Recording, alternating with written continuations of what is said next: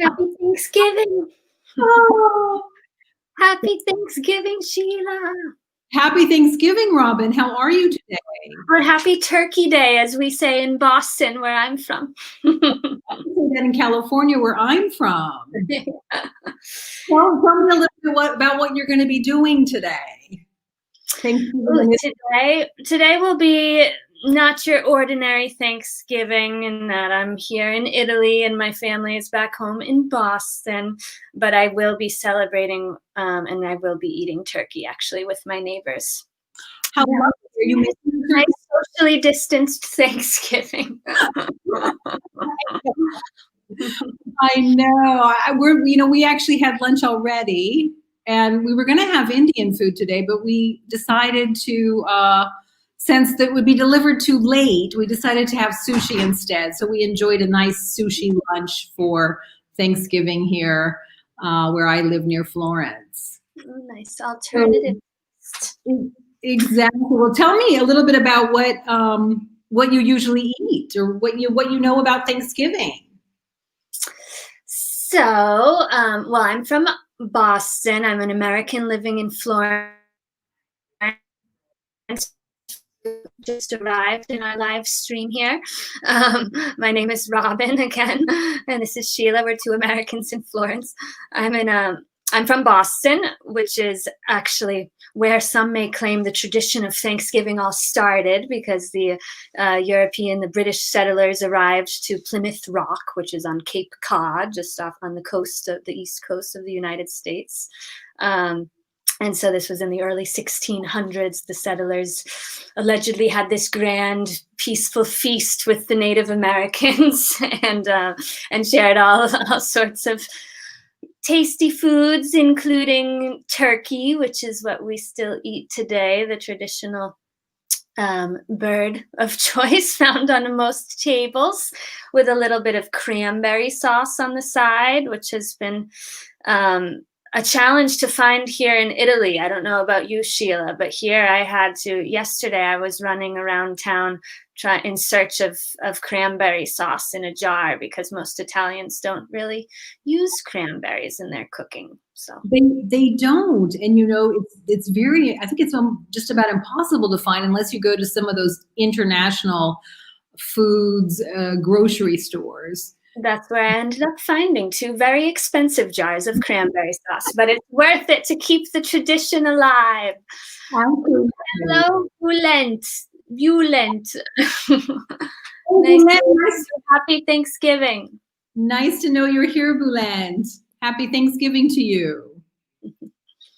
Yeah. What were some of your favorite foods, Robin, that you used to eat in the States when you'd celebrate Thanksgiving? So my mother makes a very tasty sweet potato casserole. That would have to be my favorite dish, I think, on the side of the turkey. I've never been a huge meat eater. I was a vegetarian for many years, so the turkey was never the most exciting dish for me, but the sweet potato casserole was very tasty, because it was kind of like having dessert but on your dinner plate. Like you were allowed to eat something very sweet and tasty along with your dinner. So that's probably my favorite Thanksgiving dish. What about yours? What do you eat out in California on Thanksgiving? Well, I think the foods are also similar, right? Because they're kind of foods that were native to North America. But we used to eat a wonderful corn casserole, if you can believe that. Wonderful corn casserole with breadcrumbs, and it had bell peppers in it and cheese, and it was baked in the oven. It was just fabulous. But I also remember some of those wonderful desserts we used to eat. Do you remember, like pumpkin pie with whipped cream and pecan pie? And my grandmother used to make a great lemon meringue pie with lemon, kind of like a lemon pudding with meringue on top. It was delicious. Delicious. Yes, my mother always made an apple pie too, because apples are in season this year, especially in New England. There are lots of apple trees, and that's always a big tradition of ours in the fall, is to go apple picking. And so thus there was always at least one apple pie too, but pumpkin pie would definitely be the traditional dessert on Thanksgiving. But then we, being an Italian-American family, always have at least one pasta dish too, which is not at all traditional Thanksgiving food, but just in case the turkey doesn't come out well, or it's a little overdone, overcooked, maybe a little dry, you need at least one Italian pasta dish in order to have a true, full, complete meal. So good lasagna in the oven or something. Exactly, or macaroni and cheese or something. Yeah. That's great. Well, now we could say to our viewers that Thanksgiving has become really a holiday just to spend with our families. It's almost as important as Christmas. And it's a big day. It's a holiday. We have the day off from work, and many people, it's always on the last Thursday of the month of November. And it's really to celebrate family and to celebrate all the foods that we can eat at harvest time. So all those things that we have in the fall or autumn. Exactly. And it's a moment to give thanks. I mean, the name tells it all, giving thanks.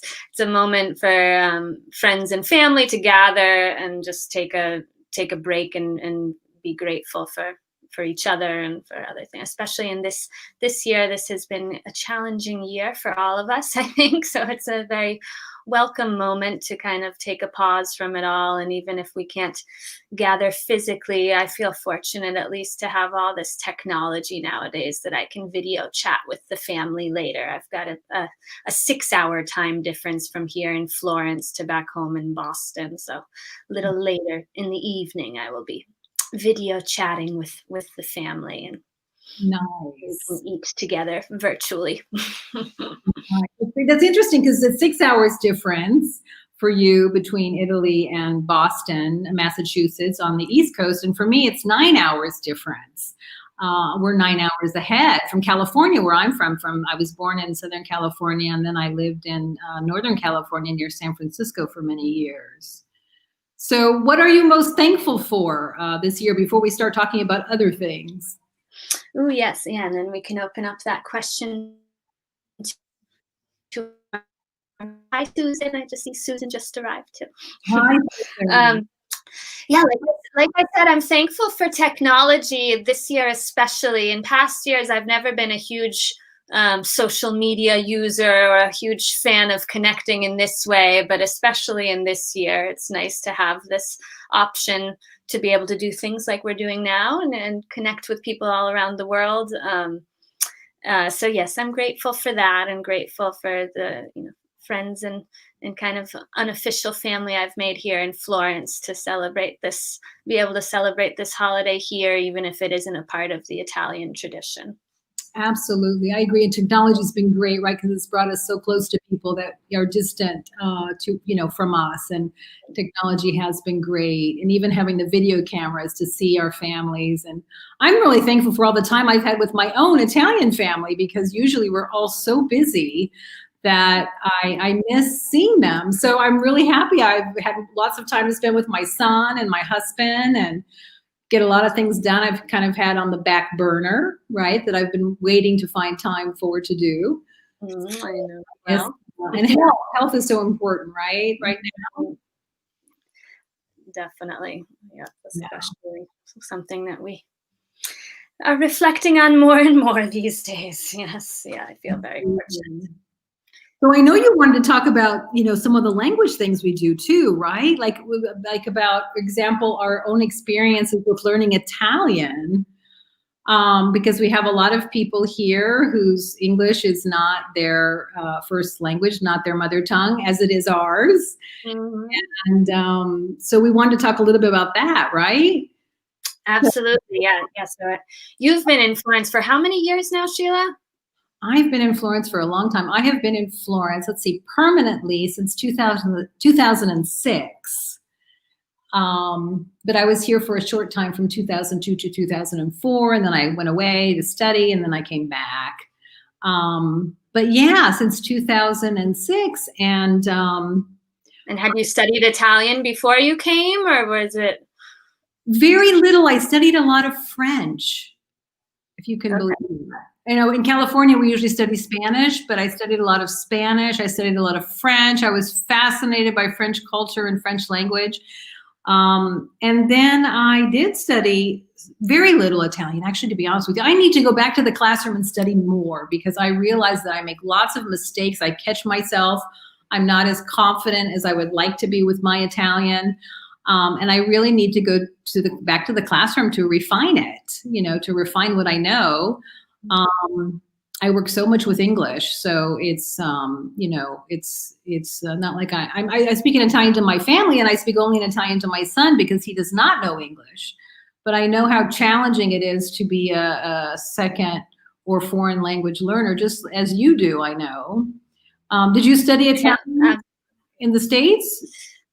My experience is kind of similar in that I hadn't really studied much Italian before coming here, but I had studied Spanish, so another Romance language, which is very, very similar. So that helped as much as it made it confusing to learn Italian. So that, yeah, I feel similarly in that I would probably benefit from a little more time back in the classroom too, just to polish up on the grammar. And I think I learn a language a lot by ear, and I feel like I've picked up a lot just by, I lived with 2 Italian roommates for a while and just speaking and practicing with neighbors and coworkers, but there's still, it's still always helpful to get together and go over the grammar rules every now and then, or there's always a new vocabulary word I'm learning, or I've been trying to read more and more in Italian too, which is that's always that way you can read without having to look up every other word, you know. Absolutely. I think every second language learner, no matter what language they're studying, it's really a good idea if they do as much reading as they can and read things that interest them, because that will really help you expand your vocabulary and Sure. improve your fluency. Exactly. And watching movies and television and the other language, and then with subtitles too, and then taking the subtitles away when you get a little more confident in being able to understand at least most things. So. Absolutely. And I was just thinking as you were saying that there is a way that you can slow down the playback speed on a video. So for any of our non-native speakers of English here, you can always slow down the playback speed on a video that you're watching on YouTube by going into the little settings channel, and then you can change the playback speed down by 25% or 50, and that is very helpful. You know, in addition with also adding the subtitles, right? If you're watching something in English, if they have subtitles, but sometimes the subtitles are, since they're computer generated, they're not always that accurate. But try slowing down the playback speed if people find that watching videos in, you know, mostly in English, if they're speaking too fast. And you can do that in YouTube in the settings over in the right-hand corner, right, Sheila? Yeah. Yeah, that's a good trick, because I feel like that is often the first complaint of a foreign language.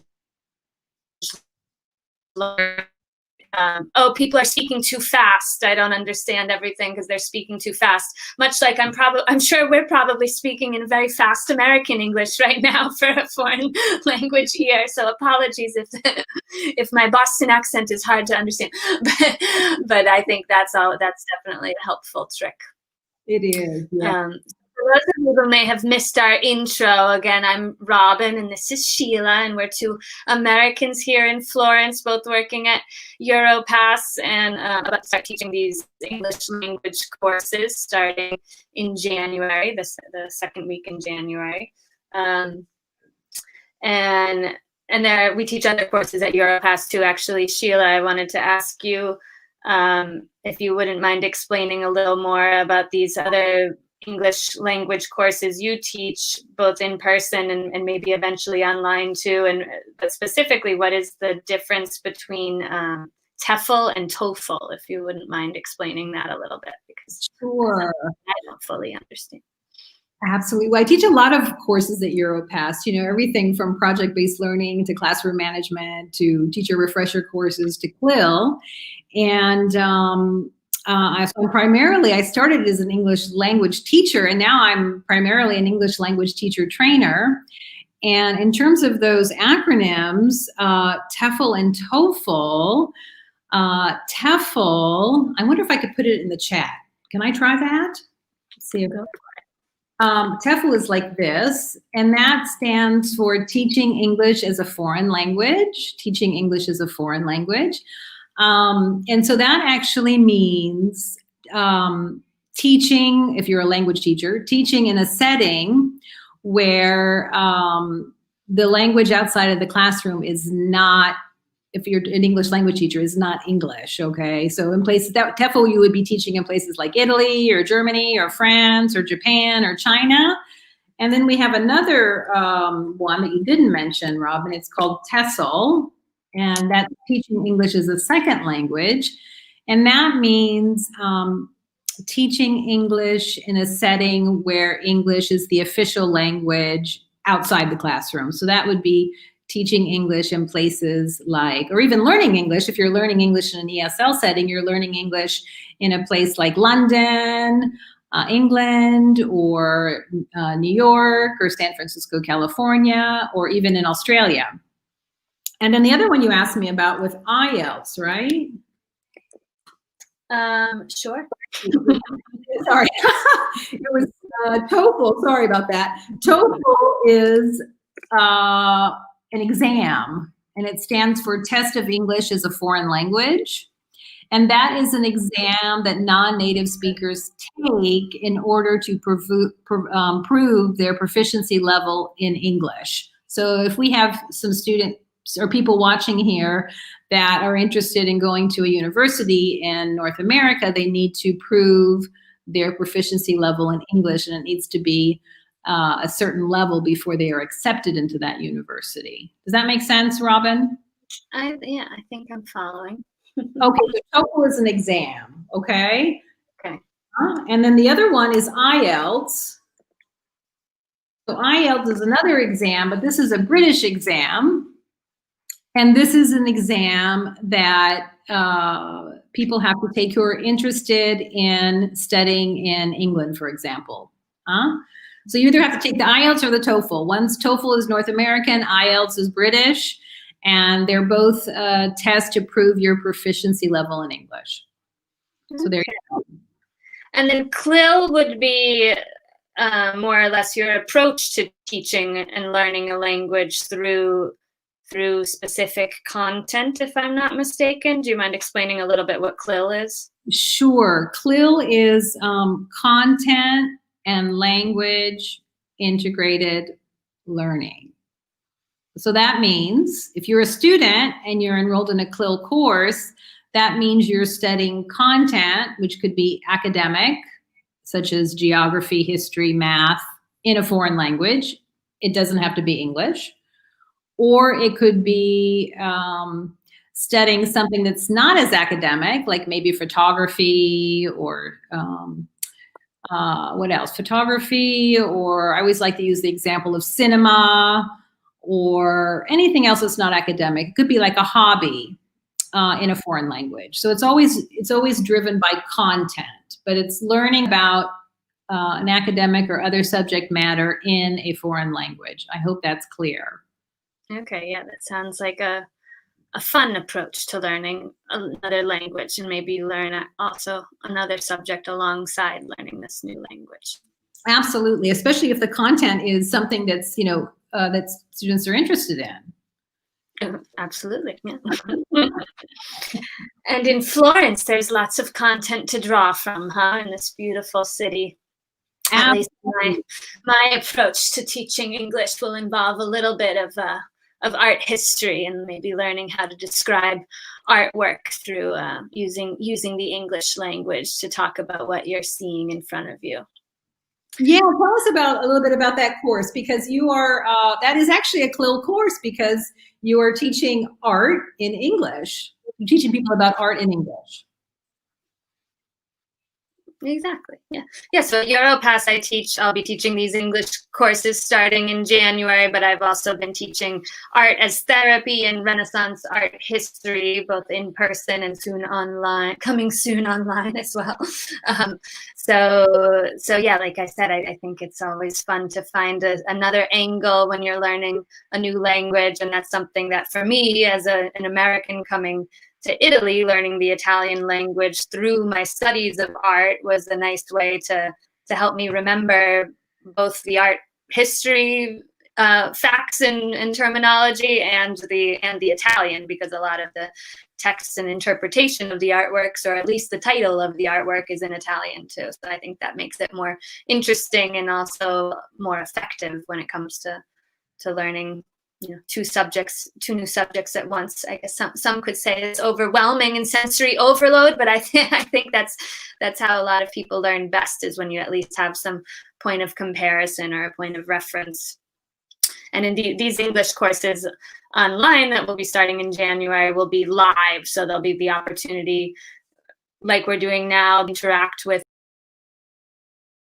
other students, and there will be interactive assignments and things and suggestions of videos to watch or text to read, things like that. That sounds great. So I wonder if people are interested in doing some English courses with us for teachers that are involved with the Erasmus program, what's the best way to contact us? Ooh, through the Europass website, I would think, no? And the link in the description here, there's info as to where to sign up for these courses too, if you're interested, and in the contact info on the Europass website if anyone has specific questions. Of course, if anyone has specific questions now, please feel free to ask them in the comment section here. Yes, we're happy to answer any of your questions. Can you see them coming in, Robin? I do, yes. Hello, everyone. We've got people from Greece and from Europass here in Italy and in Barcelona and Albania. Hello, everyone. Happy Thanksgiving. Fabulous. Happy Thanksgiving. Wow, that's great. Oh, me too, Susan. I'm very thankful. Great. Oh, me too, Marta. Thankful for my great colleagues. I love my colleagues at Europass. I do. Fabulous. Does anyone have any questions about anything about Thanksgiving or about the upcoming English language courses or about Robin or myself? I also teach a great CLIL course in Florence, which is a fabulous course, and we do a lot of great activities in the morning, and then we go and visit different sites in Florence in the early afternoon. So it's called CLIL, Focus on Florence, CLIL in Practice. CLIL in Practice, Focus Florence. That's it. But we're happy to answer any of the questions. If not, we could probably end shortly, Robin, but we're happy to answer any questions. Sure. Yeah, and if anyone would like to throw us a line in English expressing something else you're thankful for, even if you don't celebrate Thanksgiving. Always nice. Tell us what you're thankful for today. Let me see. Yes, Susan's thankful for good news about vaccines. Me too. Yeah, hopefully come springtime, it'll be easier to do a little in-person lessons too, but we'll see. Absolutely, for travel and mobility, right? Yes. Greetings from North Macedonia. Hello. Excellent. Wonderful. I guess if there's no questions, we could end. Yeah. What do you think? That sounds good. Thank you, everyone, for tuning in today to our little moment of Thanksgiving. That's right. Any questions about vocabulary or anything? Unfortunately, I can't see anything coming in, Robin. So I don't see any new comments either. So Okay, great. Anyway, well, have a wonderful day, everyone. We look forward to seeing you very soon in Florence again. We miss you. And please come back and take our English language courses in January. Sounds great. Happy Turkey Day, everyone. We hope to see you soon. Happy Turkey Day. Bye.